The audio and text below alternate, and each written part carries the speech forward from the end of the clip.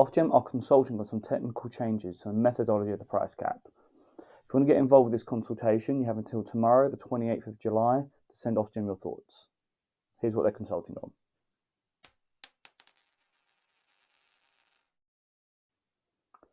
Hi everyone, I'm Richard Winstone with Over 50s Money.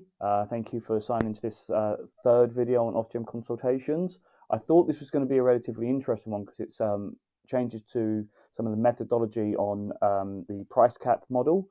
But actually, to be honest, it's really minor. It's not a big deal at all. I think it's a 12-page document, and Ofgem are just making 3 small changes, which I don't think is going to impact anyone's bills, and so I don't think I'm going to fight on this. I'm not even going to reply. It just seems to be sort of much of nothing, really. So here's the document on their consultation. Here's the front page of it. And they do tell you the 3 bits here that they're looking to change. They look like they're adding stuff in, but actually it's just an alteration to stuff that's already there. So they're not consulting on whether these things should be added or removed. They're just changing how they're calculated slightly. So the timing for input dates for contracts for difference, cost allowance, that's just them working with the LCCC a bit closer to get more input for the contracts for difference cost allowance in the price cap. The only difference it will make to anybody is to energy suppliers, and it will give them a bit more certainty when hedging. It's not really going to impact our bills. And if anything, if energy suppliers are more certain on hedging, then their costs should come down, and hopefully they can start offering us fixed rate tariffs sooner. So worst case scenario, energy suppliers get more efficient and get more profit, but that's not going to come at a bigger cost to us. Best case scenario, we get cheaper tariffs. So I'm fine with that one. It's just a slight change to what they're doing. The second piece on the calculation of unidentified gas. This is part of Ofgem's levelisation process.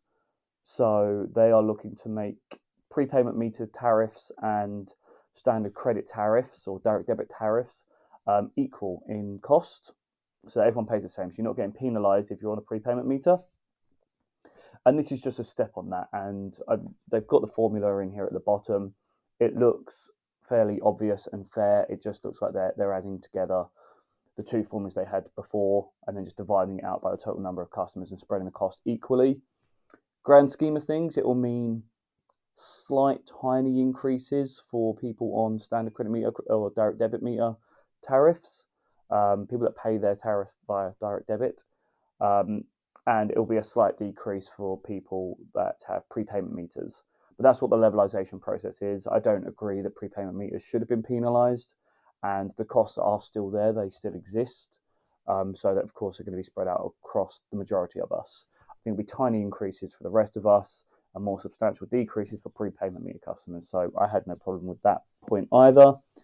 And the final one, accounting for inflation in the Great British Insulation Scheme. That's already a done deal. They already account for inflation as part of this scheme. It's something they worked out with the government and they consulted on last year, again, before I started doing these videos. The only thing they're changing is the time period at which they look at inflation. Ofgem originally thought that the government were doing their part of the work over the financial year 2022 to 2023. April 22 to March 2023.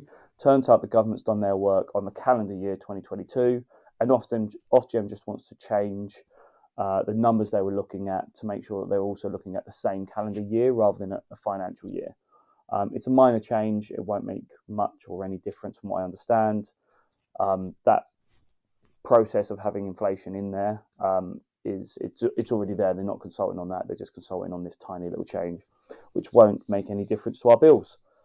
So yeah, this was a nice quick one. I'm probably not even going to reply to Ofgem on this one. I might drop them a quick email and just say I agree with your processes, or I agree with the methodology changes that you're looking to make. If you guys want to let Ofgem know that you agree with it, I'll put their email address, the correct email address, in the description below. You can just send them a quick email. I'm not going to have a big formal document like I usually do, because I think this was a fairly basic small one. There's a couple more. They've posted a few more consultations on their website, so I've got a lot more work to be doing. I think I'm going to up it to maybe 3 videos a week.